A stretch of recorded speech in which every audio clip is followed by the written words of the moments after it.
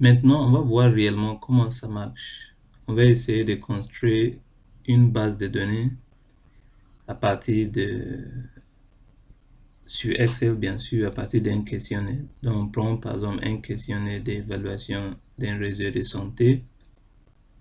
Voilà, ça veut dire on va imprimer beaucoup d'exemplaires de ces questionnaires et on va les distribuer aux patients qui seront inclus dans l'étude.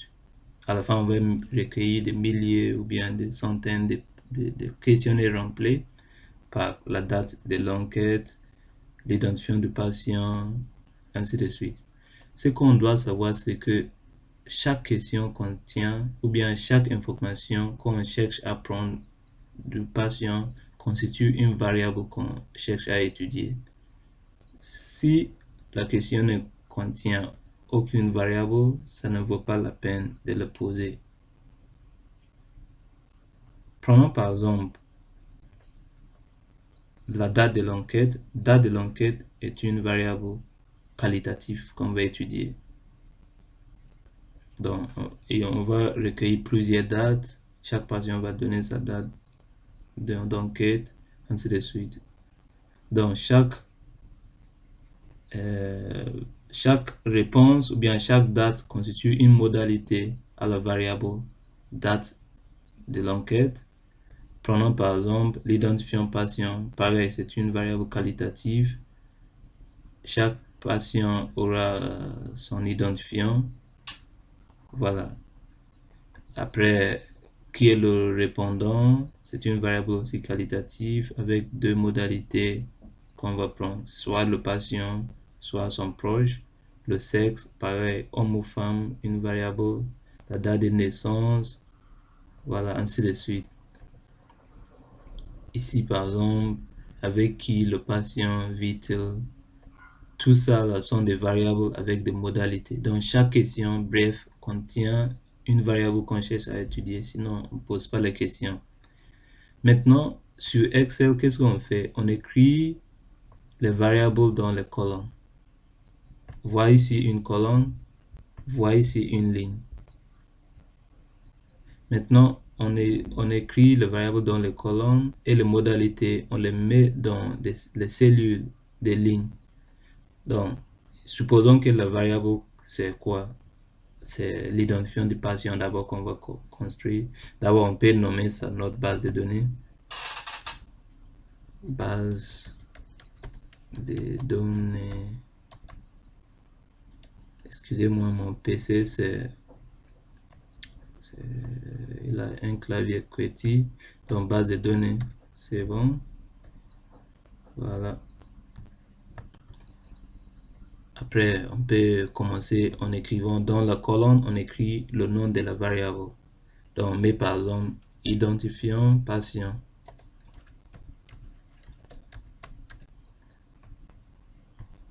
Après, on va mettre comment on l'appelle?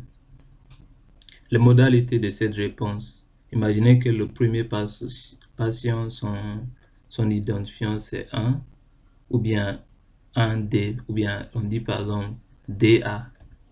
C'est on dit le premier lettre de son nom plus le numéro d'ordre. On peut dire D1. Le deuxième patient, c'est D2. Ou bien, non, lui, son nom, pardon, commence par T, donc on dit T2, ainsi de suite. Donc, ça, c'est l'identifiant patient constitue une variable avec tout ça, c'est qu'on va mettre les différentes modalités, ou bien, comment dire, les différents identifiants des différents patients constituent les modalités à la variable identifiant patient. C'est comme ça marche sur Excel. Après, comment dire, le format de la cellule va dépendre en fait de ce qu'on écrit. Généralement, si on cherche, on veut savoir ou bien connaître le format de cette cellule, c'est général, ça veut dire ça accepte tout, par défaut c'est comme ça. Mais parfois ça change et ça sera nécessaire de changer parce que Excel n'accepte pas des valeurs textuelles dans une formule. Une formule commence toujours par égal Après, on peut sélectionner une cellule. Si la cellule est, par exemple, si on dit D2, voilà, D2 égale à, comment dire, mais imaginez si on avait dit égal, par exemple, D2 ou bien T3 plus 1. Plus 1, ça marche pas, tout simplement parce qu'on a mis une valeur textuelle dans la formule. Au cas où on va mettre une valeur textuelle, on doit le mettre en guillemets, ainsi de suite. C'est juste à titre d'information, mais c'est comme ça marche. Donc on peut écrire plusieurs identifiants de patients. T2, après V3, V ou bien B4, ainsi de suite. On peut mettre ça, le variable en jaune, voilà. C'est comme ça. Après, le prochain variable, ou bien le deuxième variable sur notre questionnaire, c'est quoi?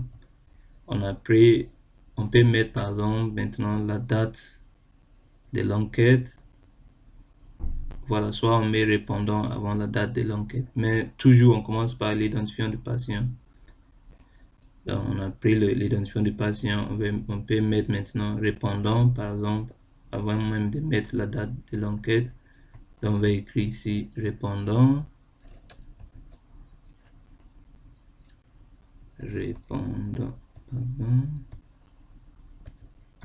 répondant comme deuxième variable de la question qui est le répondant. Voilà.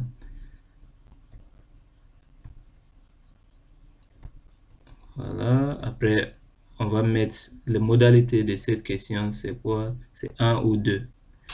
Maintenant, imaginez que le premier patient, son répondant, c'était sur le questionnaire. Son répondant, par exemple, c'est le répondant, c'était le patient lui-même qui a répondu pendant l'enquête. C'est le patient lui-même. Donc, le répondant, c'est le patient. On va lui mettre 1. Pour le deuxième, supposons que c'était une proche, mais c'était pas le patient lui-même. Peut-être que le patient n'était pas capable de parler. Donc, on va mettre 2, ainsi de suite. Donc, on va venir ici. Pour le patient 2, son répondant était lui-même, c'était lui-même le répondant. Le deuxième patient, c'était une proche. Le troisième, c'était le patient lui-même. Le quatrième, c'était le patient lui-même, ainsi de suite. Maintenant, on pouvait écrire directement patient, voilà, mais on a décidé d'utiliser, voilà, un codage comme ça. En ce qui concerne le codage, on n'est pas obligé de, voilà, il n'y a pas de règles bien définies, mais quand même, en ce qui concerne les pathologies, surtout les pathologies, il y a des règlements bien définis qu'on doit respecter. Par exemple, des règlements de MEDRA, c'est-à-dire Medical Dictionary for Regulatory Activities. Il exige sur la nomination des pathologies. Donc, si on voulait, par exemple, définir une pathologie ici, par exemple, en fonction d'une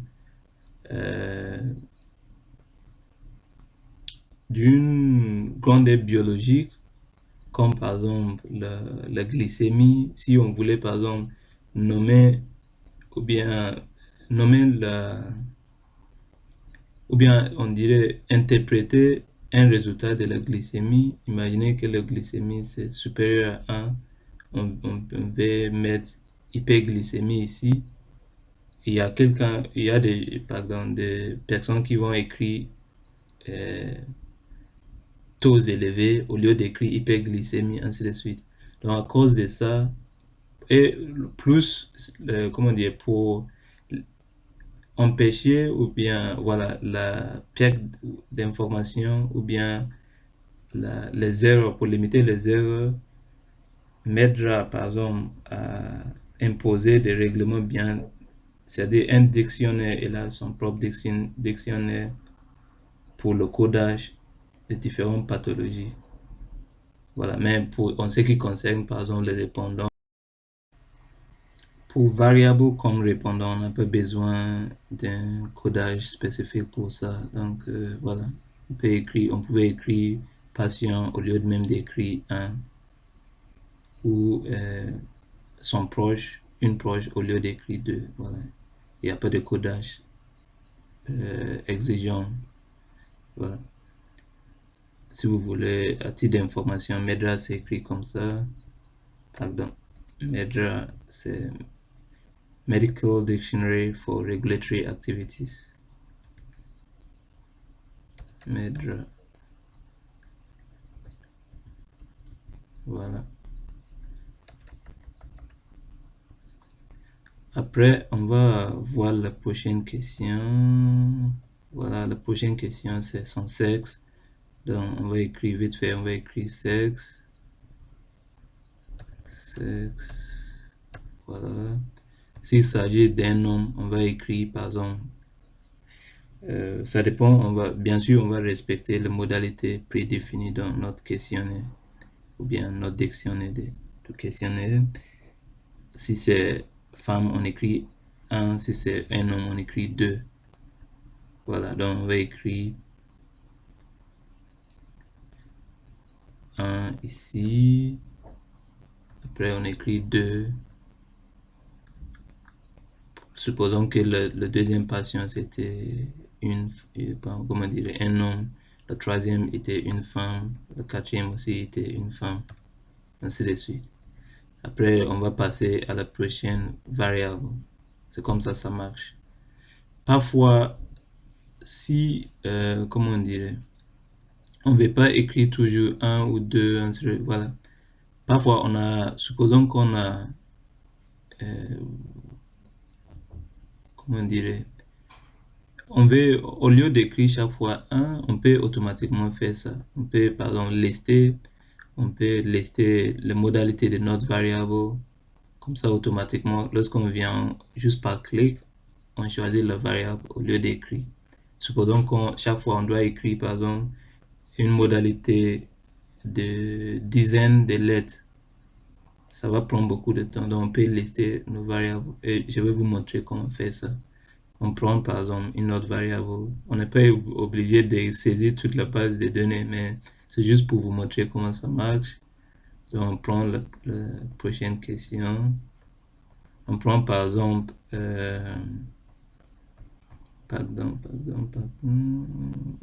je vais une question qui a beaucoup de modalités. Et voilà, on prend par exemple celle-ci. On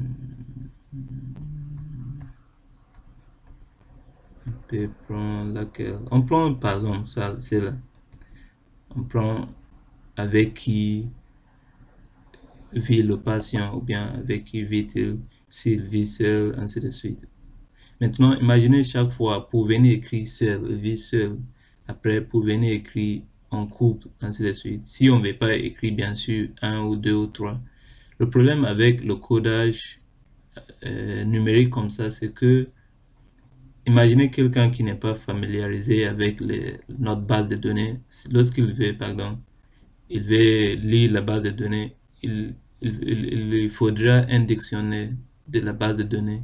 Donc, on peut écrire ici, par exemple, on peut mettre déjà à côté de notre base de données un dictionnaire de base pour que n'importe qui vient pour consulter la base, s'il ne comprend pas les modalités de nos variables, par exemple, le variable sexe, une c'est femme, ainsi de suite. Donc, il peut consulter, on peut écrire ici sexe. Après, on met, voilà, 2.1 égale à 1 égale à femme, 2 égale à homme, ainsi de suite. Mais ça, c'est fatigant. Parfois, il y a des modalités. Ça ne vaut pas la peine de créer une dictionnaire comme ça. Même s'il y a le dictionnaire, imaginez si c'est votre première fois de consulter la base, n'importe quelle chose que vous comprenez pas, ça prend beaucoup de temps de venir lire le dictionnaire. Donc, parfois, on préfère écrire la modalité de la variable comme il est. Par exemple, si c'est femme, on écrit femme au lieu d'écrire un. Parfois, mais femme, ça c'est simple quand même. Mais parfois, on prend par exemple la modalité de avec qui vit le patient. Donc, on va écrire dans notre dictionnaire avec qui vit-il. Voilà. Après, j'ai déjà copié la modalité, donc je vais le coller ici. Voilà. Pardon, je vais supprimer les puces avec qui on avait copié, par exemple. Après, je vais supprimer deux. Voilà.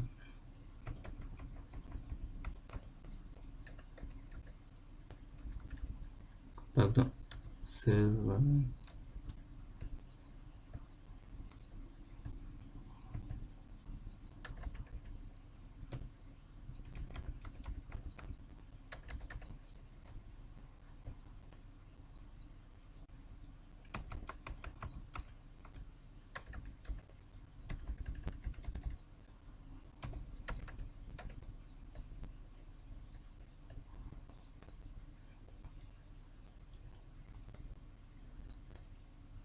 On peut même supprimer ça, on n'a pas vraiment besoin de ça. Autre, on va mettre autre tout simplement, on n'a pas besoin de préciser pour gagner du temps. Voilà. Donc, avec qui vit, soit le patient vit seul ou seul, vit en couple avec des enfants, ainsi de suite. Donc, dans ces cas, nous, on ne veut pas, il y a pas mal de modalités et on ne peut pas numéroter parce qu'on va toujours se tromper. Dans ces cas, on aimerait bien écrire chaque fois seul ou en couple, mais ce sera aussi fatigant de faire ça. Pour ce faire, Excel nous permet de le faire d'une manière automatique. Par exemple, on va écrire ici avec qui vit-il. Pour gagner du temps, je vais copier avec qui vit-il comme une variable. Ou bien on peut, au lieu d'écrire avec qui vit-il, on peut écrire par exemple cohabitation. Cohabitation comme variable.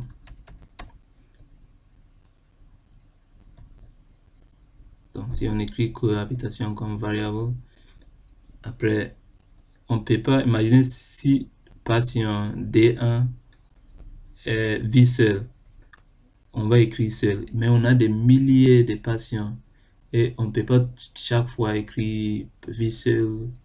On ne veut pas aussi mettre le code. Dans ce cas, on peut le faire d'une manière automatique.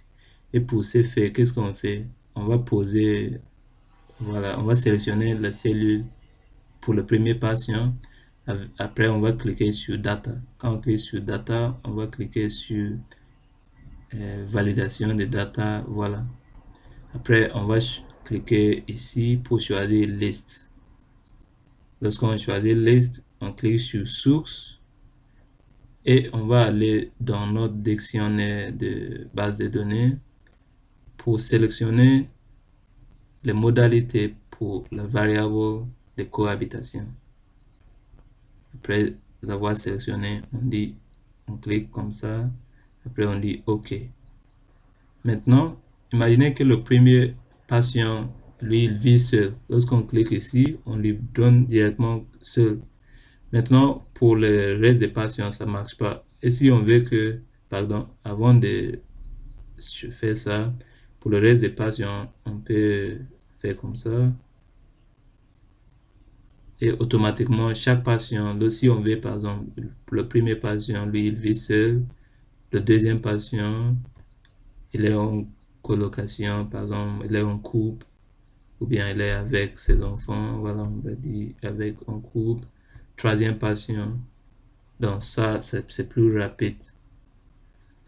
Voilà, donc c'est comme ça se fait la saisie des bases de données bref sur Excel. Maintenant, on va apprendre d'autres choses si possible. Bien sûr, on a déjà vu comment faire le codage des variables. On a je vais mettre tout ce qu'on a vu en rouge. On a fait la saisie des données. Après, on a fait quoi? Le code. Pardon. Donc, du coup, on a déjà vu la saisie des données. Maintenant, on a vu aussi Pardon, je voulais vous parler en anglais là. Je suis anglophone normalement, donc je m'excuse pour mon accent et parfois, voilà, ça arrive. On a déjà vu le codage des variables. J'ai dit qu'il y a un codage standardisé, surtout pour les pathologies, défini par Medra. On a vu ça par Medra. Ou bien, pardon, Medra. Medical Dictionary for Regulatory Activities. On a vu ça. Medical Dictionary for Regulatory Activities. Voilà. On a vu ça. Après, c'est quoi? On va voir aussi. Maintenant, on a dit on peut faire le codage. Si c'est pas, s'agit pas d'une pathologie, on peut écrire comme on veut. Mais s'il s'agit d'une pathologie bien, une pathologie scientifique ou quoi, on peut pas, on doit respecter le dictionnaire de Medra au lieu d'écrire n'importe quel terme pour rien que pour limiter la perte d'informations et la malinterprétation des données. Ce sont les règlements. Après, on va voir la mise en forme. Voilà. Allons-y. Pour faire la mise en forme, on peut faire pas mal de choses ici. Déjà, on a vu que, voilà, comment dire, les titres de nos colonnes ou bien de nos variables sont chevauchés. Donc, si on veut, par exemple, que chaque variable ou bien chaque test reste dans une cellule au lieu de, par exemple, on a dit avec enfant, alors que avec enfant, on voit l'enfant dans la colonne E. Pour éviter ça, on peut sélectionner pour toute notre euh, feuille comme ça. Soit, voilà, après, on clique sur, what do we call it? On va aller sur Home, ou bien en français c'est accueil, bien sûr. Après, on clique sur Wrap Text. Voilà, en anglais, en français c'est quoi? Renvoyer automatiquement, ou bien renvoyer à la ligne automatiquement. Si on clique ici, voilà, on trouve que maintenant on peut même centrer si on veut, on peut centrer le texte. On peut sélectionner tous ces colonnes. Après, on peut centrer le texte. Voilà. Après, on trouve que pour que le texte, on peut même faire comme ça pour que ça rentre complètement. Ainsi de suite. Voilà. Oui. Après, on peut prendre beaucoup de données, ainsi de suite. On pouvait remplir, écrire. On n'a pas encore, rappelez-vous qu'on n'a pas encore fini le questionnaire, pardon. Il y a d'autres questions qu'on doit prendre, ou bien on doit saisir, d'autres variables à saisir. Mais en gros, on a vu le principe de la saisie et c'est pas la peine de continuer. Mais si on veut faire pour d'autres mises en forme, on peut même le faire sur ces fichiers déjà faits. Voilà. Donc c'est comme ça, ce sont les mises en forme qu'on peut faire. Bref. Si on veut, par exemple, on peut insérer une ligne ici, on sélectionne la première ligne, après on clique à droite, on clique sur insérer, ça va insérer une ligne. Après, supposons qu'on avait beaucoup de variables, on va regrouper, par exemple, en données sociales, ainsi de suite. On peut décider, par exemple, identifiant patient, répondant, sexe, on peut regrouper ça comme données sociales. Donc, pour ce faire, on peut fusionner fusionner in English is merge. So we can merge all these cells. On peut fusionner toutes ces cellules. Après, on écrit par exemple données sociales. Données sociales.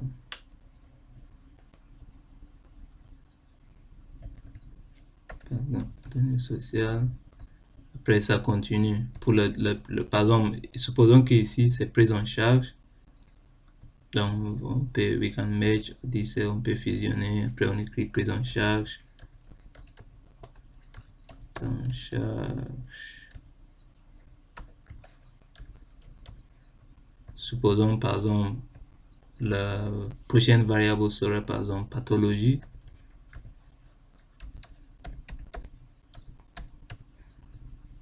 Dans pathologie, pardon. Pour quelle pathologie le patient a été pris en charge. Donc, bien sûr, ça serait défini. À partir d'ici, on peut mettre, par exemple, en rouge, tous ces, pardon, à partir de cet endroit de prise en charge, tous les variables, on peut les mettre, pardon, en rouge. On peut remplir par rouge, voilà, ainsi de suite, par exemple. Voilà, prise en charge. Voilà la pathologie. Après, supposons que premier patient, c'est diable. On peut définir tout ça rapidement. On va refaire ce qu'on avait fait. On peut, par exemple, sur notre base de données, on peut écrire pathologie. Notre dictionnaire de base de données, pardon, pathologie, mon clavier a changé. Voilà. On peut écrire, par exemple, diabète. Après, pardon.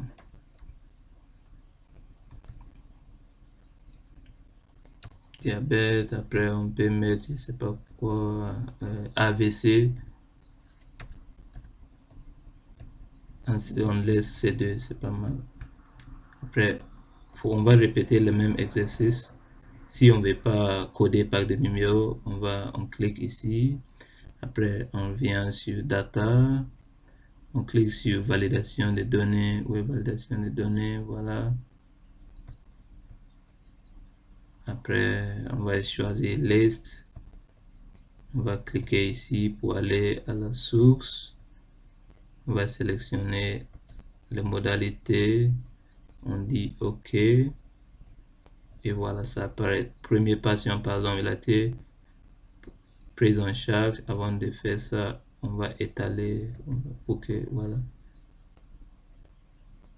Voilà. Premier patient, il a été pris en charge, par exemple, pour diabète.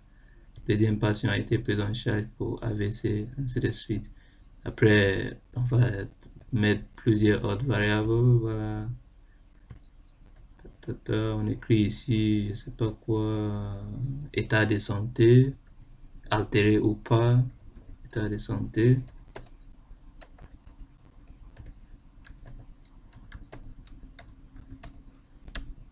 Ainsi de suite. Donc c'est comme ça, plus ou moins, les mises en forme qu'on peut faire. Après, on va voir s'il y a d'autres choses. On peut voir, par exemple, il y a d'autres choses comme, par exemple, si on veut changer la formule d'une cellule, c'est très simple. On l'avait fait tout à l'heure. Parfois, ça change. Voilà. Si on veut, par exemple, changer la formule d'une cellule, on va mettre format texte au lieu d'un nombre ou bien numérique. On clique ici, voilà, nombre. On peut mettre nombre, voilà. Après, le decimal places. On peut réduire ici, on ne veut pas de decimals after the, voilà, we can reduce it to 0, ainsi de suite. Voilà, comme ça marche. Après, on dit OK.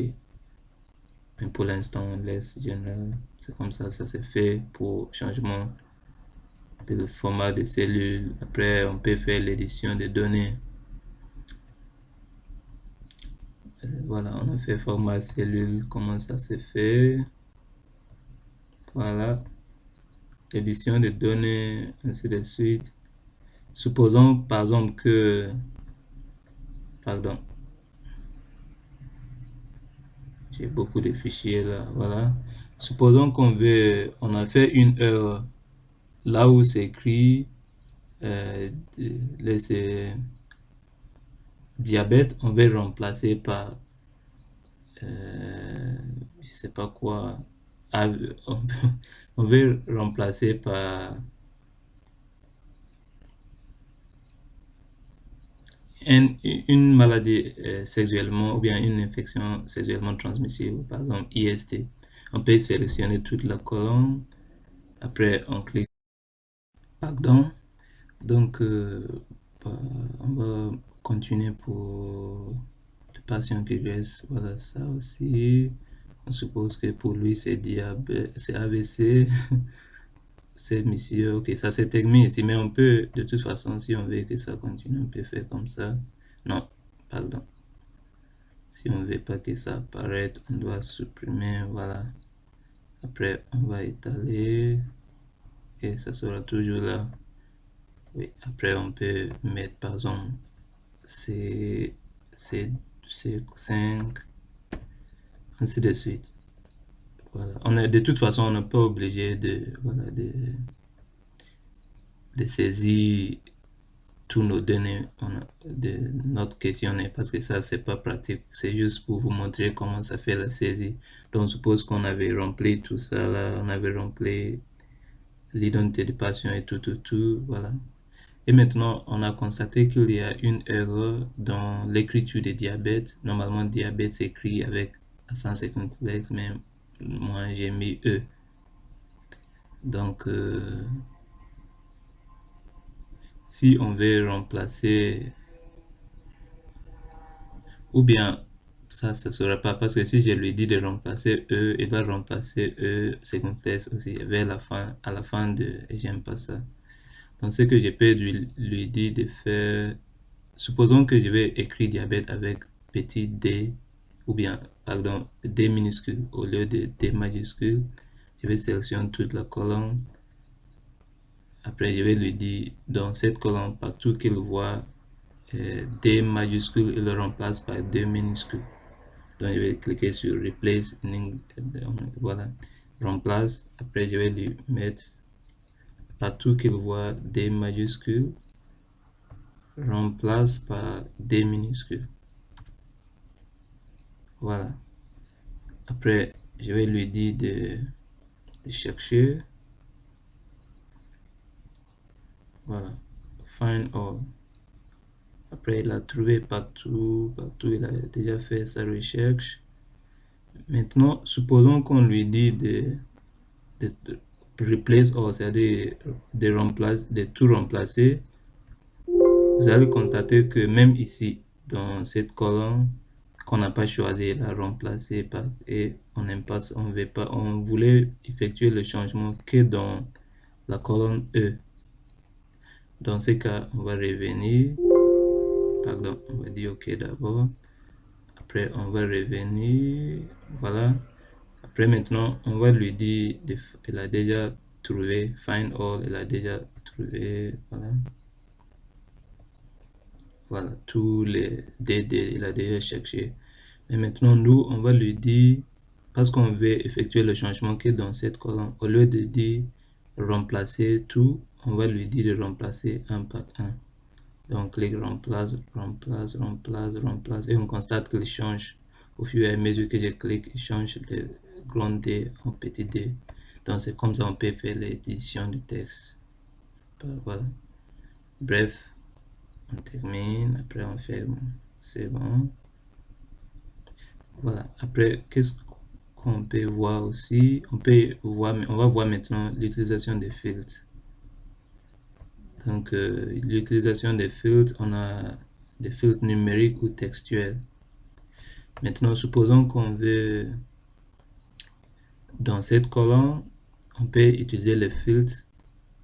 Par exemple, si on veut uniquement diabète, les patients qui ont un problème de diabète ou bien qui ont été pris en charge uniquement pour diabète, on va désélectionner tout, on choisit juste diabète et ça nous donne, voilà, patient, la liste des patients qui ont été pris en charge pour diabète. C'est les patients ayant le numéro d'identifiant D1, D3, V3, B4 et C5. Voilà. Pareil, si on voulait choisir les patients qui ont été pris en charge pour AVC, on désélectionne tout sauf AVC et ça nous sort. C'est juste le patient de numéro d'identifiant T2. Maintenant, on peut aussi utiliser les filtres textuel, c'est-à-dire pour chercher un texte bien qu'on veut, au lieu de, voilà, ça c'est plus, comment dire, approfondi pour faire comment dire, des filtres compliqués. Voilà, si on veut par exemple, on peut dire par exemple égal à diabète qui contient par exemple dans cette colonne, on peut dire qui contient une pathologie qui contient ou bien qui commence par D. Voilà, on écrit 2 et ça va nous sortir uniquement diabète. On pouvait écrire égal à diabète ou bien, voilà, ça dépend. Donc ça c'est le filtre numérique. Ça nous permet de chercher des valeurs textuelles, voilà. Pardon, ce ne sont pas des filtres numériques, mais des filtres textuels, pardon. Voilà. Avec le filtre numérique, on peut, par exemple, chercher quelque chose ici, dans les modalités, parce que c'est écrit 1 ou 2. On peut écrire, par exemple, égal à 1. Il va nous faire sortir tous les patients avec la modalité de réponse 1 pour le répondant, c'est-à-dire ceux qui sont, comment dire, le répondant était le patient lui-même. Voilà, ça sortait 1. Voilà, ça nous aide aussi dans la création de nouvelles variables, ainsi de suite. Donc, pour enlever les filtres, on peut venir ici pour enlever tous les filtres. Maintenant, on a vu les filtres aussi, le filtre numérique et le filtre textuel. Et c'est très intéressant. Maintenant, on va voir comment, par exemple, on peut rechercher le nom ou le numéro d'un patient. Pour ce faire, imaginez qu'on veut rechercher le patient avec numéro d'identifiant T2. On peut simplement venir sur la colonne d'identifiant du patient. Après, on va utiliser le filtre textuel parce que l'identifiant des patients, c'est écrit sous forme de texte, voilà. Pardon, C5, ainsi de suite, sont des textes. Maintenant, on va lui dire de trouver le patient égal à V3, par exemple.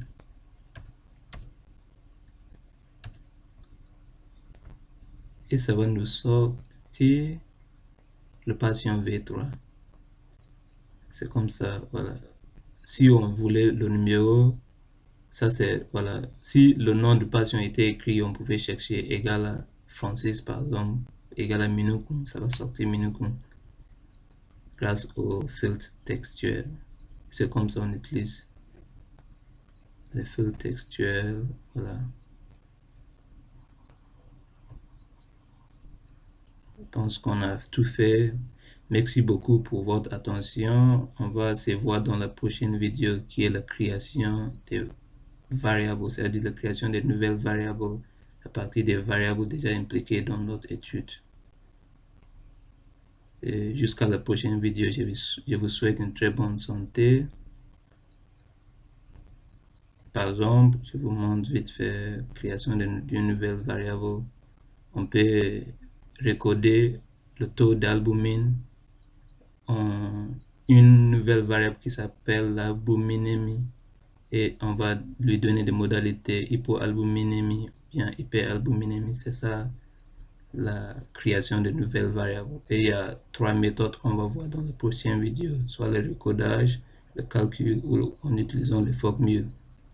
Donc jusqu'à la prochaine vidéo, merci beaucoup pour votre attention et je vous souhaite une très bonne santé. N'oubliez pas de liker, de partager si vraiment vous aimez la vidéo.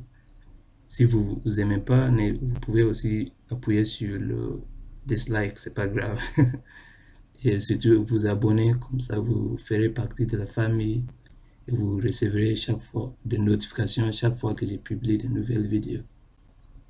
Merci et à très bientôt.